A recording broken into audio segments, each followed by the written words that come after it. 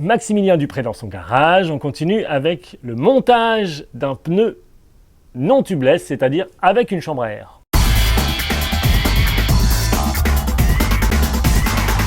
On commence par se poser la question de savoir dans quel sens tourne la roue lorsque nous sommes sur le VTT, sachant que le disque est à gauche et que l'on avance, la roue tourne dans ce sens.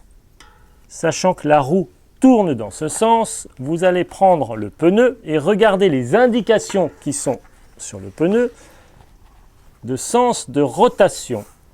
Chaque constructeur ou fabricant de pneus, Michelin, Hutchinson, Gear, Schwabel et les autres, indiquent le sens de rotation de la roue en fonction de s'il s'agit de la roue avant ou de la roue arrière. Vous voyez ici les petites flèches avec marqué rear ou front avec l'accent français.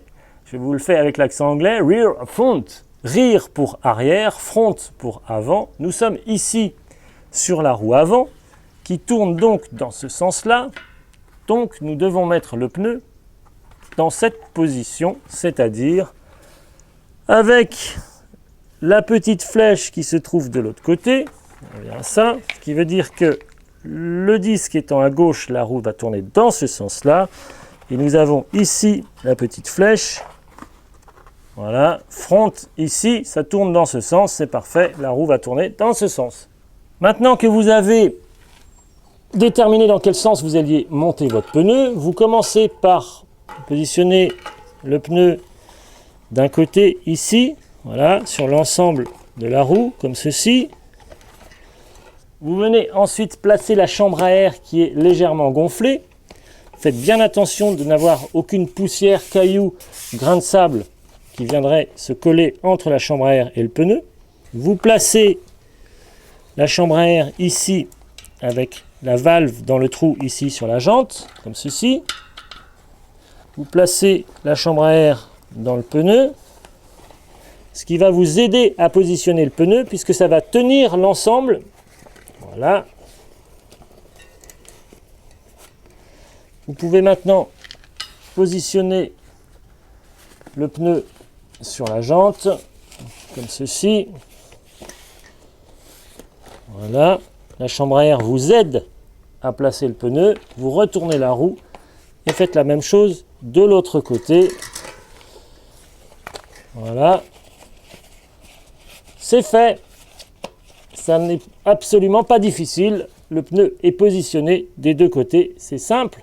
Vérifiez bien la position de la valve ici, qu'elle dépasse, qu'elle ne soit pas de travers. Vous pouvez éventuellement appuyer dessus ici.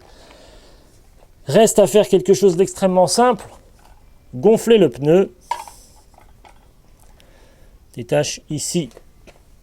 Donc sur cette pompe, nous avons deux embouts. Un embout pour la valve Presta, un embout plus large pour la valve Schrader. La grosse valve, comme les pneus de votre voiture, positionne ici le système de gonflage, comme ceci. Voilà. Et on commence à gonfler.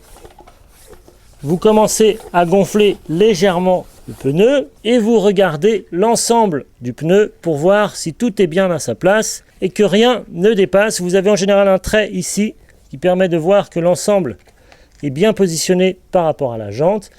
C'est parfait, donc on peut gonfler.